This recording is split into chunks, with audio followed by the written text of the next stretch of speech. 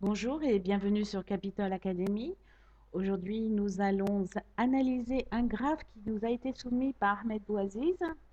Donc, voici le graphe. Nous allons obtenir nous avons différents indicateurs. Nous avons juste une petite partie du graphe et nous allons essayer de l'analyser. Donc, récapitulons. Ici, nous avons la moyenne mobile 7 qui est représentée en violet. Ensuite, la moyenne mobile 20 en rouge.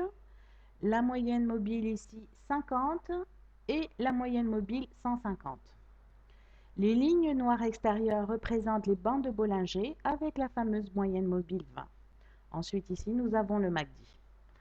Donc qu'est-ce que nous voyons? Nous voyons que les moyennes mobiles 7, 20, 50 et 150 ont formé ce qu'on appelle un ruban de moyennes mobiles qui vont toutes dans la même direction, c'est-à-dire les prix sont au-dessus de la moyenne mobile 7, au-dessus de 20, 50 et 150, sont très bien alignés ici, comme vous voyez dans la première partie du graphe. En milieu de graphe, on voit que les prix ont cassé la moyenne mobile 7 pour aller toucher la 20. Ils flirtent avec la 20, n'ont pas réussi à la casser. Donc, du coup, la moyenne mobile 7 vient essayer de faire un crossover au niveau de la moyenne mobile 20, mais on reste toujours au-dessus de la 20. Donc, ce serait plutôt un signal plutôt haussier. Ensuite, on voit que les bandes de Bollinger sont en train de se rétrécir, indiquant une diminution de la volatilité du titre et aussi indiquant qu'on risque de rentrer dans un trading range. Et le MACD ici, comme vous le voyez, nous donne un signal haussier.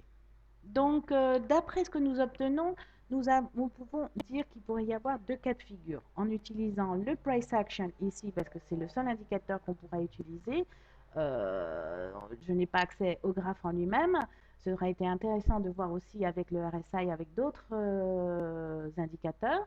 Donc ici, qu'est-ce qu'on voit? On voit un NR7 qui s'est formé, indiquant ici, si cassure à la hausse de ce niveau-là, on obtiendra alors un premier scénario haussier en atteignant le haut de la bande de Bollinger, qui servira de résistance. Si cassure à la baisse de ce NR7, on obtiendra dans ce cas-là le prochain objectif qui sera le bas de la bande de Bollinger, ici représenté en noir, et également la moyenne mobile 150.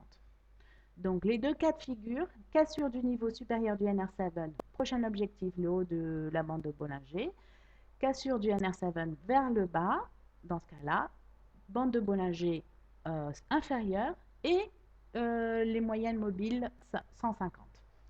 Je vous remercie de votre attention et remercie précisément M. Ahmed Bouaziz pour nous avoir soumis ce graphique. Au revoir et je vous souhaite un excellent trading.